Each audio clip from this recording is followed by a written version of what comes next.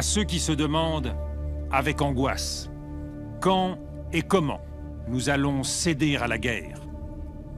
Je voudrais dire que rien, à aucun moment, au sein de ce Conseil de sécurité ne sera le fait de la précipitation, de l'incompréhension, de la suspicion ou de la peur. Dans ce temple des Nations Unies, nous sommes les gardiens d'un idéal.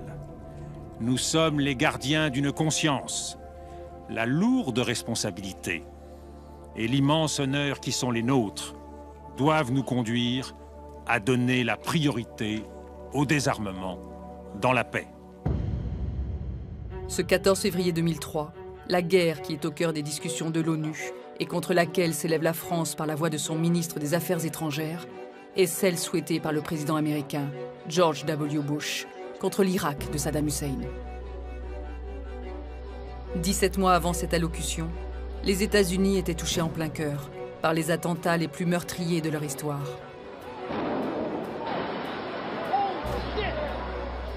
En quelques minutes, ce 11 septembre 2001, Manhattan sombrait dans la poussière. Et le monde se découvrait un nouvel ennemi, Oussama Ben Laden, chef d'Al-Qaïda. Un an plus tard, après avoir déclaré la guerre aux talibans d'Afghanistan, le président américain se rend à l'ONU. À la tribune de l'Assemblée générale, il demande à la communauté internationale d'agir contre l'Irak, où prolifèrent, selon lui, le terrorisme et les armes de destruction massive. Saddam Hussein's regime is a grave and gathering danger. To assume this regime's good faith is to bet the lives of millions and the peace of the world in a reckless gamble. And this is a risk we must not take.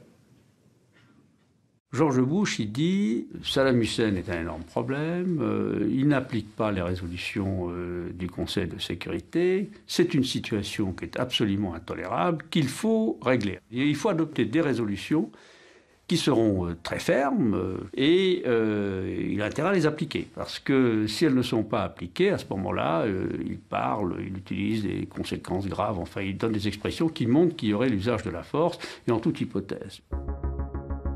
Depuis la création de l'Organisation des Nations Unies, seule une menace sur la paix peut justifier une entrée en guerre.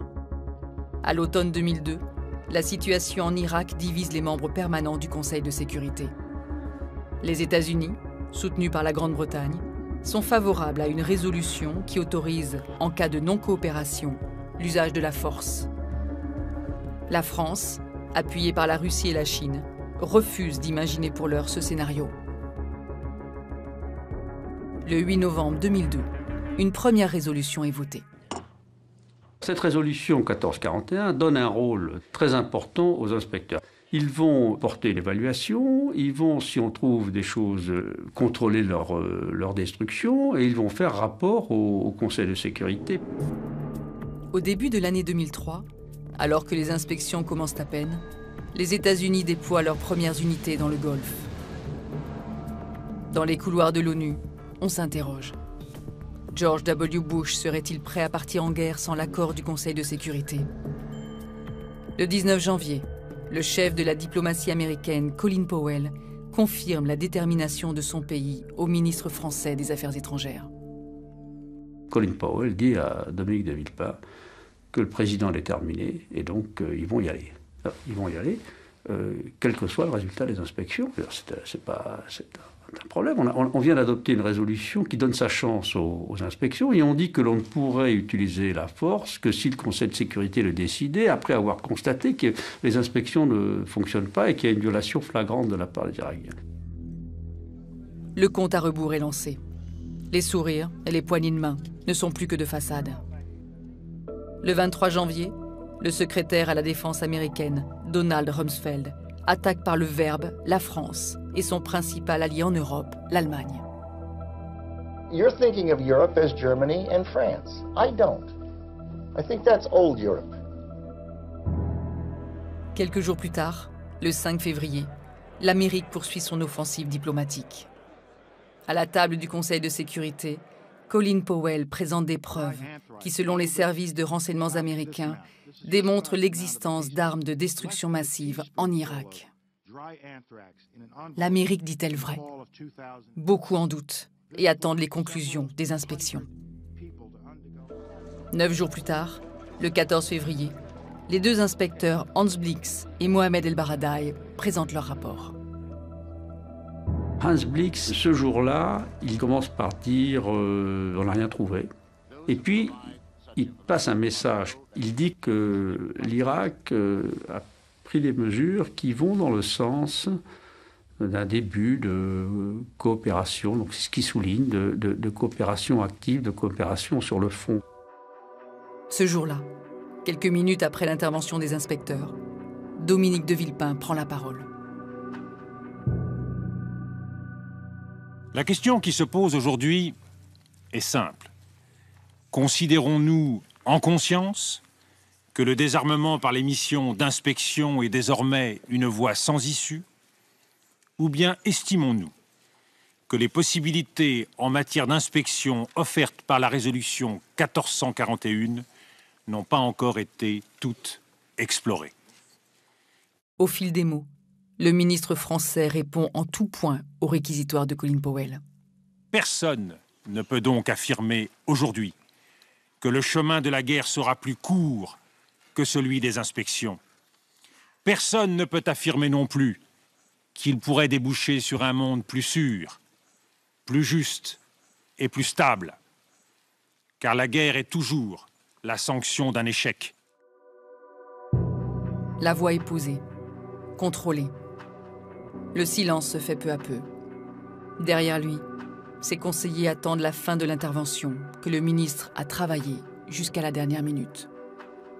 Moi, je regarde Kofi Annan qui est à côté de nous. Je vois qu'il touche ses papiers, tout ça. Il sent qu'il se passe quelque chose. Et c'est un vieux pays. La France d'un vieux continent comme le mien.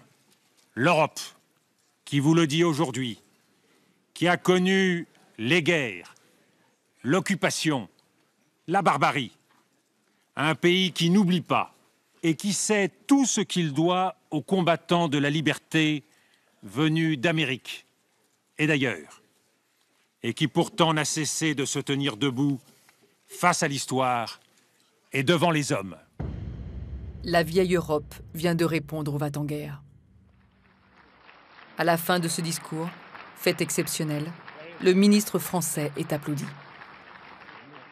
Ces applaudissements viennent des ambassadeurs qui sont des ambassadeurs des pays non membres du Conseil de sécurité, une tribune où ils sont, n'est-ce pas? Si à la sortie, l'actuel secrétaire général de la Ligue arabe me dit aujourd'hui, la France a parlé en notre nom à tous. Et nous l'avons fait savoir, sous-entendu aux Américains. Et c'est cet ensemble, si vous voulez, qui fait que ce discours a été, je crois, moi, important ce jour-là. Si dans les coulisses de l'ONU, la détermination française marque les esprits, ce sont les images des manifestations historiques en faveur de la paix, notamment à Londres, Berlin, Rome et Paris, qui ouvrent les journaux télévisés du monde entier. Durant un mois encore, les États-Unis tentent d'obtenir la majorité au Conseil de sécurité. Finalement, le 17 mars, George W. Bush décide de clore les discussions et lance seul un ultimatum à Saddam Hussein. Saddam Hussein and his sons must leave Iraq within 48 hours. Their refusal to do so will result in military conflict, commenced at a time of our choosing. Le 19 mars, la guerre commence.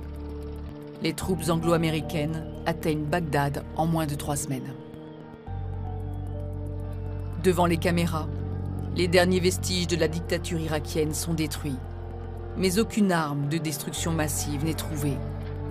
L'Amérique avait donc menti.